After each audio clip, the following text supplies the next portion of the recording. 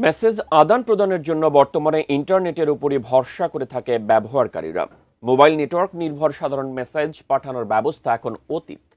কারণ মেসেজ এখন আর শুধুই শব্দ নির্ভর নয়, এতে থাকে বহু ছবি, ভিডিও কিংবা লিঙ্ক। তাই একাধিক ধরনের চ্যাট প্ল্যাটফর্মের ওপরেই ভরসা করতে হয় ব্যবহারকারীদের, যার জন্য প্রয়োজন পড়ে ইন্টারনেটের। তবে এবার আসছে ভিন্নতর প্ল্যাটফর্ম। মেসেজ পাঠাতে যেখানে মোটেই লাগবে না ইন্টারনেট, নতুন সেই প্ল্যাটফর্ম নিয়ে জানাচ্ছেন শেখ ফরিদ। জনপ্রিয় মেসেজিং প্ল্যাটফর্ম হোয়াটসঅ্যাপের প্রতিদ্বন্দ্বী হিসেবে বাজারে আসছে বিটচ্যাট নামের নতুন মেসেজিং অ্যাপ। এমন তথ্য জানিয়েছেন সামাজিক মাধ্যম এক্সের সহ-প্রতিষ্ঠাতা ও সাবেক সিইও জ্যাক ডরসি। ব্যতিক্রমধর্মী এই অ্যাপ ব্লুটুথ নির্ভর।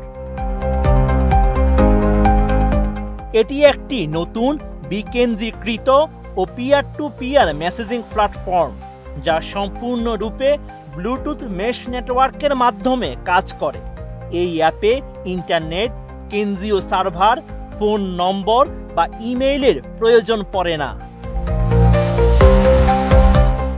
সম্প্রতি এক্সে দেওয়া এক বার্তায় জ্যাক ডরসি জানান, অ্যাপটি এখনও পরীক্ষামূলক পর্যায়ে রয়েছে এবং আগ্রহী ব্যবহারকারীরা টেস্ট ফ্লাইট নামের একটি অ্যাপের মাধ্যমে এর পরীক্ষামূলক সংস্করণটি ব্যবহার করতে পারেন। সেই সাথে অ্যাপটির হোয়াইট পেপার গিটহাবে প্রকাশ করা হয়েছে। মূলত হোয়াইট পেপার হচ্ছে এক ধরনের ডকুমেন্ট, যেখানে নতুন অ্যাপের কাজ করার পদ্ধতি, উদ্দেশ্য ও প্রযুক্তিগত বিশ্লেষণ বিস্তারিতভাবে লেখা থাকে। এই নথির মাধ্যমে মানুষ বুঝতে পারেন অ্যাপটি কিভাবে কাজ করে।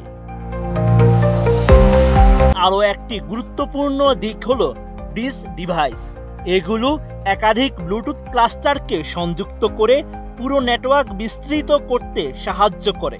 বার্তাগুলো শুধু ব্যবহারকারী ডিভাইসে সংরক্ষিত থাকে, ডিফল্টভাবে তা মুছে যায় এবং কোনো কেন্দ্রীয় সার্ভারে যায় না।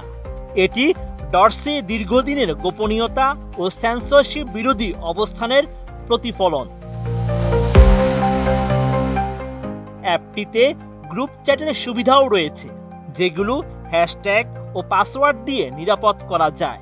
এছাড়া বার্তাগুলো স্টোর অ্যান্ড ফরওয়ার্ড প্রযুক্তির মাধ্যমে সাময়িকভাবে অফলাইনে থাকা ব্যবহারকারীর কাছেও পৌঁছানো সম্ভব।